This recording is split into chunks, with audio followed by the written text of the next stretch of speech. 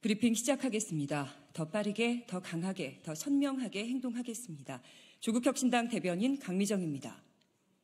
검찰총장 후보자의 사생활이 왜 다른 사람에겐 범죄인가?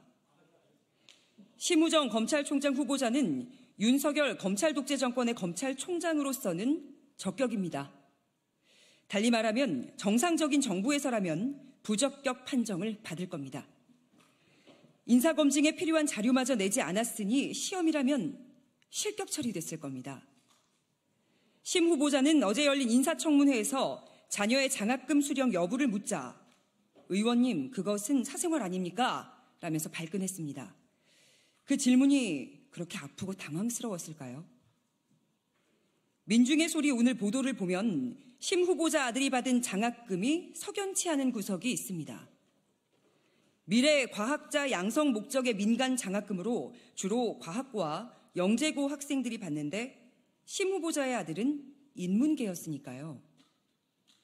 2018년 수혜자 180명 가운데 인문계 학생은 22명이었으니 인문계 학생 수혜율은 12% 수준인 셈입니다.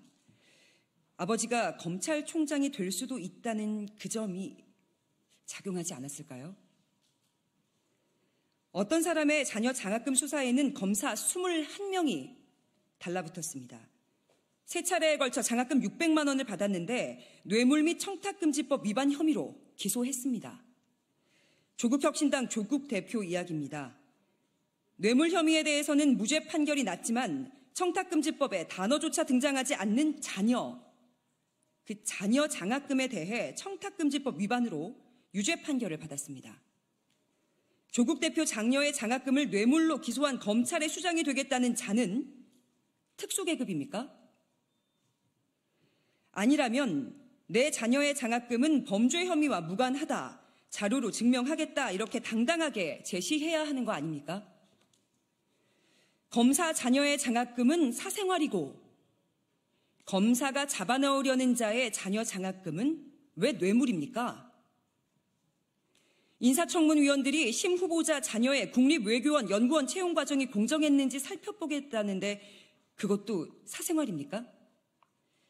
심 후보자의 현금 자산 20억 원이 느닷없이 늘어났는데 그것도 사생활인가요?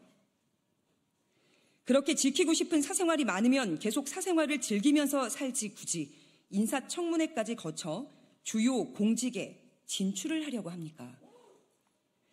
검찰총장 후보자 인사청문회 딱 하루만 버티면 부적격 보고서가 채택되더라도 윤석열 대통령이 임명해 줄 테니까 믿고 가보자는 겁니까? 심 후보자는 사생활 외에 업무 능력에서도 부적격입니다.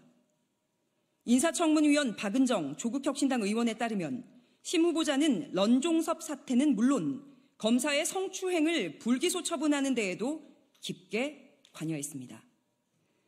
순직해병 사건의 핵심 피의자 중에 증인인 이종섭 전 국방부 장관의 출국 금지를 해제해서 안전한 도주를 도왔었죠. 과거엔 성추행 사건을 저지른 이진한 검사를 기소하지 않은 의리 있는 검사였습니다. 인사청문회에서 검찰개혁을 반드시 이루겠다는 그 모습에서는 과거 윤석열 후보자의 모습도 겹칩니다.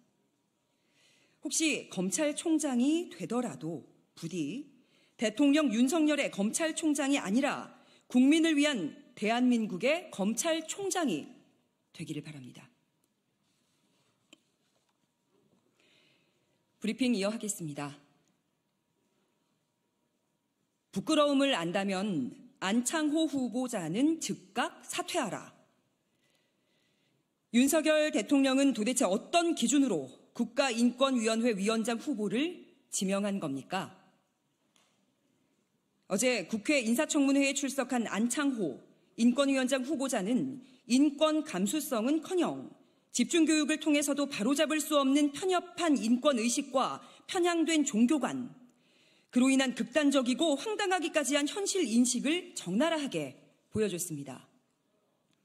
국민께서는 저런 사람이 고검장까지 검사 생활을 하고 헌법재판소 재판관까지 지냈다는 점에 경악을 금치 못했습니다. 안 후보자는 헌법재판소 재판관을 6년이나 했음에도 대한민국 헌법 20조 2항에 종교와 정치는 분리된다는 정교 분리가 명시되어 있음은 모르고 살았던 사람 같습니다.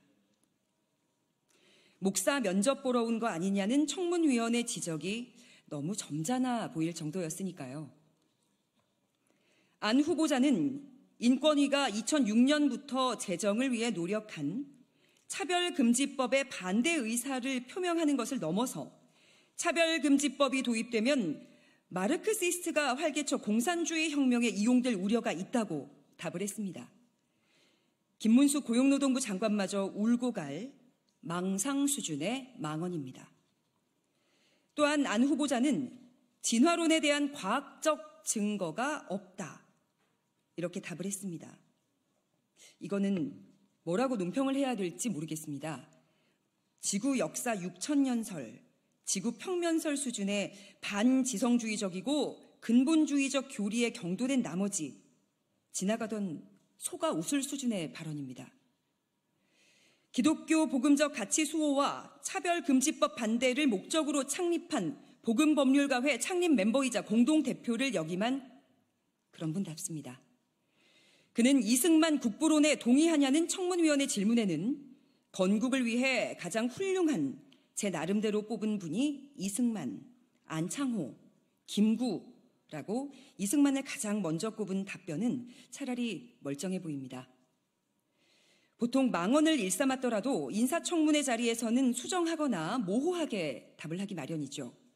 그런데 안 후보자는 차별금지법이 도입되면 에이즈 등 질병 확산을 가져올 수 있다거나 신체 노출과 성충동으로 인해 성범죄가 급증할 수 있다는 자신의 저서 내용을 거듭 반복하며 주장했습니다.